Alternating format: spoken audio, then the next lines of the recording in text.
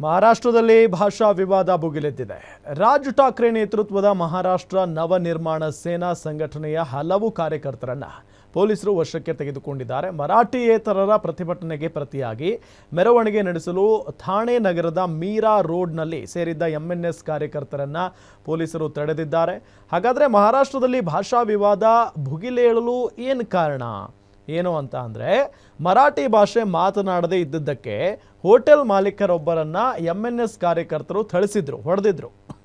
ಅದನ್ನು ವಿರೋಧಿಸಿ ಮರಾಠಿಯೇತರ ವ್ಯಾಪಾರಿಗಳು ಪ್ರತಿಭಟನಾ ಮೆರವಣಿಗೆ ನಡೆಸಿದ್ರು. ಇದಕ್ಕೆ ಪ್ರತಿಯಾಗಿ ಮಹಾರಾಷ್ಟ್ರ ನವನಿರ್ಮಾಣ ಸೇನೆ, ಮಹಾರಾಷ್ಟ್ರ ಏಕೀಕರಣ ಸಮಿತಿ ಸಂಘಟನೆಗಳು ಪ್ರತಿಭಟನೆಗೆ ಕರೆ ಕೊಟ್ಟಿವೆ. ಆದರೆ ಈ ಮೆರವಣಿಗೆಗೆ ಅನುಮತಿ ಪಡೆದಿಲ್ಲ ಅಂತ ಕಾರಣ ನೀಡಿ ಹೋರಾಟಗಾರರನ್ನ ವಶಕ್ಕೆ ಪಡೆಯಲಾಗಿದೆ.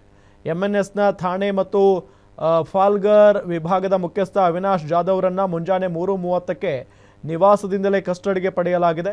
ಮರಾಠಿಯೇತರರು ಹೆಚ್ಚಾಗಿ ನೆಲೆಸಿರುವ ಮೀರಾ ರೋಡ್ನಿಂದಲೇ ಎಂಎನ್ಎಸ್ ನೇತೃತ್ವದಲ್ಲಿ ಪ್ರತಿಭಟನಾ ಮೆರವಣಿಗೆ ನಡೆಯಲಿದೆ. ಈ ಹಿನ್ನೆಲೆಯಲ್ಲಿ ಮೀರಾ ರೋಡ್ನಲ್ಲಿ ಸೇರಿದ್ದ ಹಲವು ಕಾರ್ಯಕರ್ತರನ್ನ ಪೊಲೀಸರು ವಶಕ್ಕೆ ಪಡೆದುಕೊಂಡಿದ್ದಾರೆ. ಪರಿಸ್ಥಿತಿ ಅತಿರೇಕಕ್ಕೆ ಹೋಗೋದ್ರಿಂದ ತಡೆಯೋದಕ್ಕೆ ಪೊಲೀಸರು ಮುನ್ನೆಚ್ಚರಿಕೆಯಾಗಿ ಈ ಕ್ರಮ ಜರುಗಿಸಿದ್ದಾರೆ. ಪೊಲೀಸರ ಕ್ರಮವನ್ನು ಮುಖ್ಯಮಂತ್ರಿ ದೇವೇಂದ್ರ ಫಡ್ನವೀಸ್ ಸಮರ್ಥಿಸಿಕೊಂಡಿದ್ದಾರೆ. इसलिए कोई प्रयोग करने की कोशिश भी करे तो नहीं हो पाएगा।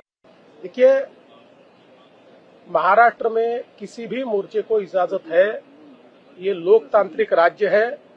कोई भी मोर्चा निकालना चाहे तो परमिशन लेकर निकाल सकता है, लेकिन जब कोई परमिशन लेता है।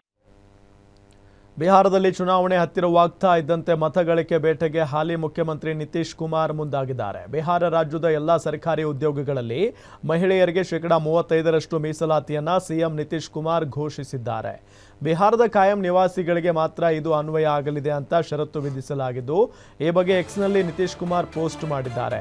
ಬಿಹಾರದ ಸರ್ಕಾರಿ ಸೇವೆಗಳಲ್ಲಿ ನೇರ ನೇಮಕಾತಿಯಾದ ಎಲ್ಲ ವರ್ಗದ ಹಂತದ ಬಿಹಾರದ ಮೂಲ ನಿವಾಸಿಗಳಾದ ಮಹಿಳಾ ಅಭ್ಯರ್ಥಿಗಳಿಗೆ ಪ್ರತ್ಯೇಕವಾಗಿ 35% ಮೀಸಲಾತಿ ಒದಗಿಸಲಾಗುವುದು ಅಂತ